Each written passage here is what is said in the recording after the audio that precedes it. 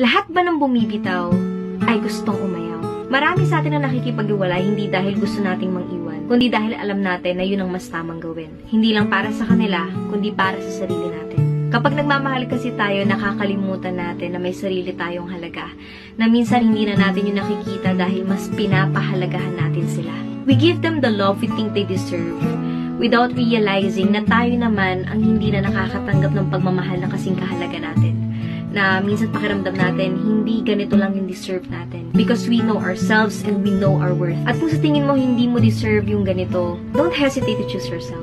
Huwag kang matakot iwan siya. Kasi alam mo kung ano yung halaga mo eh. Kung luha ang binigay niya sa'yo sa mga pagkakataon ng ngiti ang idinulot mo sa kanya, bumitaw ka. Kung pagsuko ang pinaramdam niya sa'yo sa mga pagkakataong pinili mong lumaban pa, tapusin mo na.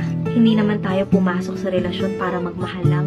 Pumasok tayo sa relasyon dahil gusto nating mahalin pabalik.